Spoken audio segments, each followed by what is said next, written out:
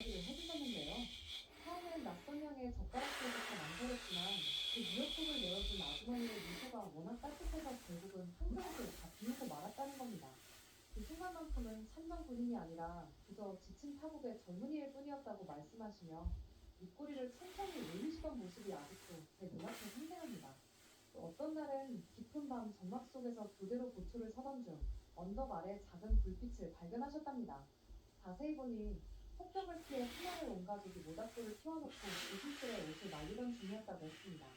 아이는 울음을 꾹 참으며 어른들은 서로를 꼭 붙들고 있었고 어두운 밤하늘 아래에서 그 장면은 전쟁이라는 단어와는 너무나 어울리지 않는 그러나 역설적으로 그 전쟁의 비극을 가장 뚜렷하게 보여주는 풍경이었다고요. 그때 외할아버지는 자기 손안에 쥐고 있던 마지막 초콜릿을 꺼내어 조심스럽게 그 가족에게 다가가 전해주셨다는데 아이가 그걸 받고 보인 수줍은 미소를 평생 잊지 못하셨다고 하셨습니다. 할아버지께서 들려주셨던 이야기 중 제가 가장 인상 깊게 기억하는 장면 하나가 있습니다.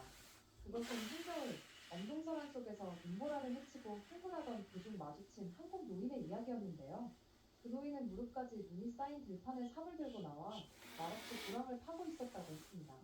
전쟁의 소용돌이 속에서 왜 그런 일을 하고 계신지를 물었더니 그분은 조용히 말씀하셨답니다. 봄이 오면 물기를 다시 틔워야지요. 물이 있어야 밭에 씨앗을 뿌릴 수 있으니까요.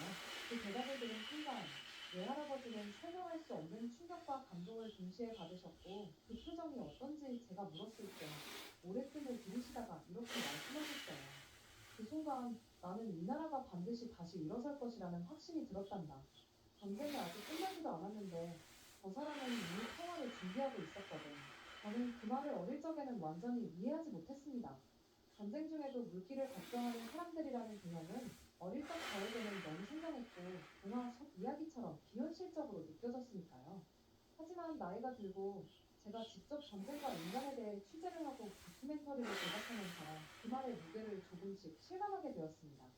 그것은 단순한 회상이 아니라 한 민족에 대한 본질적인 관찰이었고 인간 본연의 생명력에 대한 강요였던 것입니다. 이렇게 보면 할아버지의 한국에 대한 기억은 단순히 과거에 머물러 있는 것이 아니었습니다.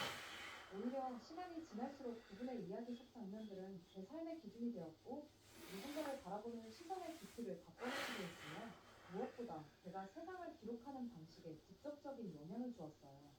누군가는 전쟁을 총과 피로 기억할지 모르겠지만 제게 있어서 한국전쟁은 강인한 일상과 다정한 저항의 이야기였고 그 중심에는 언제나 한국인들의 조용한 품위가 있었습니다. 그러던 중 저는 한미 평화 문화의 밤 행사에 초청을 받게 되었는데요.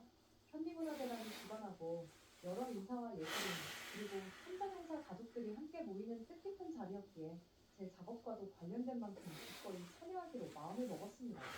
행사장이 마련된 회관에는 전통 한복을 입은 모델들이 오색 찬란한 무늬를 휘날리며 천천히 무대를 걸었고 이어진 국악 연주는 낯설면서도 묘하게 마음을 건드렸으며 벽면에는 한국전 당시 참전했던 이분들의 이름과 사진들이 조용히 전시되어 있었어요. 그날 저녁 한국문화센터 대강당은 그 어느 때보다 고요하면서도 별도된 기대감으로 가득 차 있었습니다. 관객들의 말소리도 어쩐지 조심스러웠고 천천히 낮아지는 조명의 분위기 속에서 무대 위에 한 사람이 등장했을 때 저는 무심코 눈을 떼지 못한 채 그의 존재에 집중하고 있었어요. 그 가수는 한국계 미국인이라고 소개되었고 검정색 정장 차림의 단정한 머리를 하고 있었으며 손에는 마이크가 아닌 전통 악기인 대구를 들고 있었습니다. 그리고 아주 짧은 인사말 이후 그는 연주 없이 맨몸으로 노래를 시작했지요. 눈보라가 휘날리는 바람 참 흥남이죠. 익숙하지 않은 한국어 가사였지만 곧바로 스크린에 자막이 번역되어 나타났습니다. 처음엔 단순히 시대적으로 배경이 되는 슬픈 사랑 노래쯤으로 생각했습니다.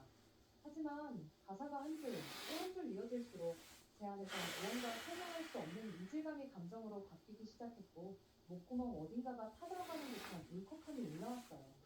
사랑하는 이의 이름을 부르며 떠나야만 했던 그 노랫말은 단지 한 남자의 절절한 이별을 노래한 것이 아니었습니다. 그것은 한 시대에 한 민족 전체가 목숨을 건 이별 앞에서 끝내 고개를 들고 살아야 한다고 다짐하던 생존의 언어였습니다. 횡단부도 저는 그 지명을 처음 들었어요. 나중에야 알게 된 것이지만 그것은 1950년 겨울 수십만 명의 피난민들이 미군 수송선에 몸을 실으며 피사했고 말 그대로 절망의 하도이자 동시에 희망의 아, 또 온다. 꿈이었던